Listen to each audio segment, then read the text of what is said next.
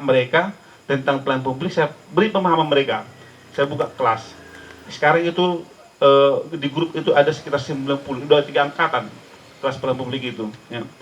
Ada dengan ada kelas pelayanan publik dan ada praktis parmas dulu. Jadi ada 2 sumber rekrutmen dan ombudsman itu, dan masih akan terus itu kelas pelayanan publik itu berlangsung. Sekarang sudah ada sekitar 90-an itu. Ada media, ada NGO, ada PNS di situ, ada, kalau kenal dengan Dokter Esther itu masuk di situ ya. Saya kira ya. Tapi pemulung nggak ada diundang ya. Kalau nggak salah Pak Uba, saya kenal sama Pak Uba itu karena ikut pernah dulu Parmas. Kalau nggak saya nggak kenal sama Pak Uba ini, ya kan? Saya kenal dulu dengan ikut dengan kegiatan, bahkan ada anggota Pak Uba dari sini, siapa yang perempuan dulu, Novel apa ya?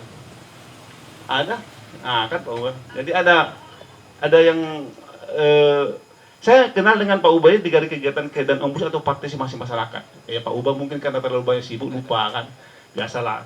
Tapi kalau nggak Pak Uba nggak masuk di kegiatan ombudsman. Nah itu dia. Jadi proses partisipasi masyarakat dan kelas pelayanan publik itu dulu. Mungkin Pak Uba nggak dari tulang, mungkin nggak dari kelas pelayanan, tapi ada dulu partisipasi masyarakat. Itu udah 4 angkatan semua, sekarang jadi 90. Ada di grup. Dan Pak Edward yang tahu, sebetulnya saya nggak tahu namanya, yang ketika ada diundang pemulung, ada diutus yang perempuan itu saya nggak tahu udah pindah ke Jakarta di mana nggak tahu. Itu dulu yang menjadi di sini aktif di grup gitu ya. Kalau apa nanti kita apa lagi. Itu. Jadi itu yang kita lakukan. Intinya bahwa rekomendasi itu tetap sampai sekarang itu masih dilakukan. Apa yang dilakukan adalah sebetulnya kalau mengacu pada undang-undang itu lapor kepada Presiden, langsung kepada DPR kalau nggak lakukan, dan biar mereka yang melakukan. Itu tugas ombudsman sampai di situ. Tapi mudah-mudahan sampai sekarang belum pernah di tingkat sumut itu LHP kita belum pernah tidak dilakukan gitu ya, masih, dan kita giring supaya dilakukan. Di tingkat pusat saya dengar informasi ada beberapa yang belum dilakukan, masih terus dimonitor itu supaya, tapi saya nggak tahu jumlahnya persis ya. Itu. Kemudian ini sebetulnya nggak ke ombudsman, ini ke Komisi Informasi Publik ini ya, tentang keterbukaan informasi, Undang-Undang Nomor 18 tahun 2008 itu ya. Bagaimana tupoksi mana yang rahasia negara, mana ya, yang sebetulnya itu di Komisi Informasi Publik karena mereka di sana mengadilinya. Karena kan ada adjudikasi mereka, ada persidangan menentukan apakah ini, dan ada aturannya mana informasi terbuka dan mana yang dikecualikan, ya kan?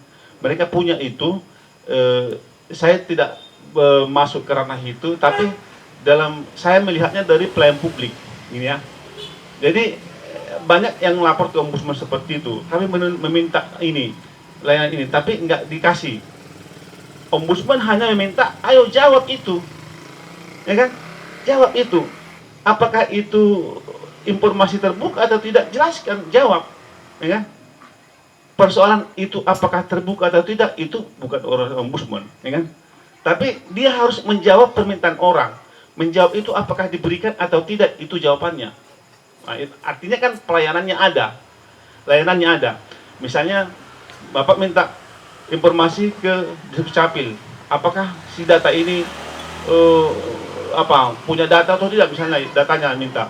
Lalu Dukcapil nggak mau jawab, sekalipun diam dia misalnya. Itu persoalan, jadi dia nggak memberikan layanan publik.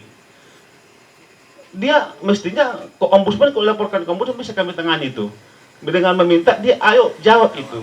Jawabnya apa? Apakah boleh atau tidak, itu jawabnya. Saya nggak, ombudsman tidak mau masuk ke substansi. Apakah itu informasi terbuka atau dikecualikan gitu ya. Itu nanti itu yang akan melakukan itu adalah di Komisi Informasi Publik. Jadi kalau mau masuk substansi, kalau misalnya nanti mereka jawab, mohon maaf, itu masuk informasi yang dirahasiakan. Katanya misalnya, dijawab, di ombudsman itu sudah selesai, baru sudah terjawab. Nggak puas, itu mestinya ke Komisi Informasi Publik. Laporkan, kata mereka ini nggak mau informasi rahasia. Menurut saya tidak. Dasarnya apa? Laporkanlah ke Komisi Informasi Publik. Tidak akan dipanggilnya, diadili itu. Di sidangnya, ada ketua majelisnya, ada apanya, kira-kira gitu. Di ombudsman hanya dalam sebatas layanan mereka. Ayo jawab, layani itu, jelaskan. Persoalan itu boleh terbuka atau tidak, itu jelaskan di situ. Ya kan? Jawab misalnya, mohon maaf, ini rahasia, kami nggak bisa jawab. Di ombudsman itu sudah selesai, berarti sudah dilayaninya. kita memohon informasi. Persoalan kita puas atau tidak dengan jawabannya, itu nanti ke Komisi Informasi Publik, oke ya, di situ. Lalu sanksi yang paling ya apa ya?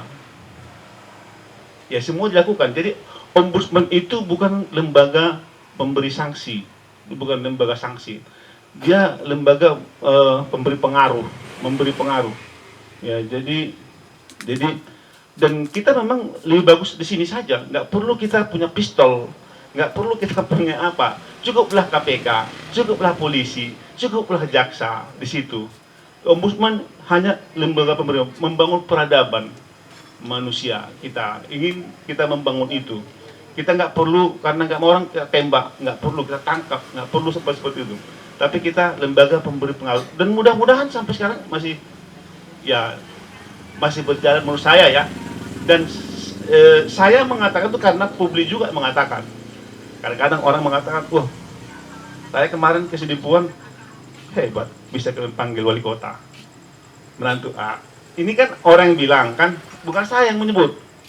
Ya saya senyum-senyum aja, misalnya padahal sebetulnya memang kewajiban dia harus datang. Nggak bisa nanti ada timernya, panggilan 1, panggilan 2, kami berhak untuk manggil paksa. Ombudsman bisa, ya kan, kalau nggak datang dia, gitu kan. Itu, jadi ya sanksi yang paling saya nggak banyak lah ya. Ya buktinya kemarin dilakukan, misalnya langsung dibayar uang insentif nakesnya, ya. Dulu kalau ingat misalnya apa namanya orang kaya ngaku miskin, itu kapolseknya dicopot, misalnya kan. Itu kan kalau ingat Polsek Galang, ya kan. Kita ketemu dia ngaku miskin, kapolsek ngaku miskin, ya kan. Lalu kemudian setelah kita bongkar, dicopot. Lalu kemudian ya keplingnya yang kasus mengusulkan awalnya itu ya dicopot juga. Ya padahal sebetulnya kita sanksi. Ya kemudian juga soal siswa siluman. Kalau mungkin masih sigar semua ya. Siswa siluman masih ingat itu kan? Itu kepala sekolahnya dicopot juga. Ya banyak lah, nanti saya sebut nggak banyak. Jadi saya nggak bisa menyebut satu, saya pelupa. Jadi banyak hal yang sudah kita lakukan, dan menurut saya banyak teman-teman banyak mengapresiasi gitulah. Baru kemarin misalnya soal PDAM Tirta Nading, baru datang di rootnya, lalu kita minta ayo selesaikan dulu yang 52. Tak berapa lama, baru sekitar 1 hari, pelapor dengan WA, terima kasih PDAM sudah datang, sudah selesaikan, kami selesai, ada WA-nya, ya kan? Ada pengaruh, ya kan? Kira-kira gitu. Terima kasih Bang, sudah selesai Bang, jadi sekian, katanya kan. Meskipun sebetulnya itu belum dianggap selesai di Ombudsman, masih terus akan menerbitkan LHP, walaupun diselesaikan yang 52. Persoalannya kan administratifnya masih terjadi.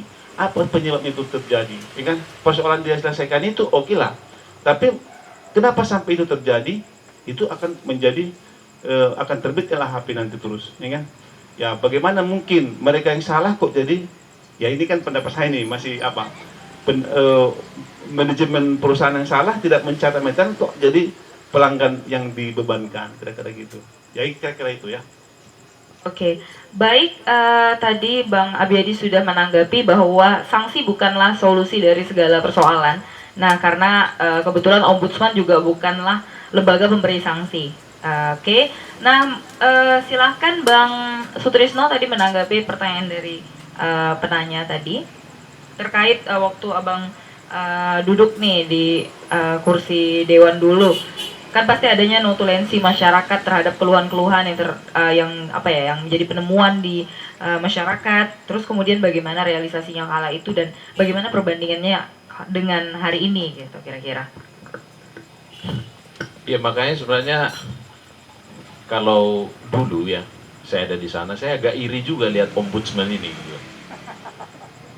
Dia sebagai, jadi gini, buah dari reformasi itu adalah termasuk ombudsman. Kalau itu di masa lalu nggak mungkin ada itu. Tapi sebenarnya kan lembaga-lembaga yang dibangun melalui trias politika, lalu kemudian kita adopsi di sini, misalnya legislatif, eksekutif, dan yudikatif. Kan sebenarnya ini 3 pilar pemerintahan kita. Nah, tetapi memang undang-undang tentang pemerintah daerah telah menjadikan DPRD itu sebagai unsur penyelenggara pemerintah daerah. Jadi memang agak aneh. Jadi satu-satunya di Republik ini yang legislatif itu cuma DPR RI. Nah, kalau DPRD provinsi dan DPRD kabupaten kota itu dia tidak secara murni menjadi legislatif karena dia unsur penyelenggara pemerintah daerah. Makanya DPRD itu dapat gaji ke-13 itu. Seperti ya pemerintah daerah. Nah, jadi misalnya gini, ada undang-undang MD3.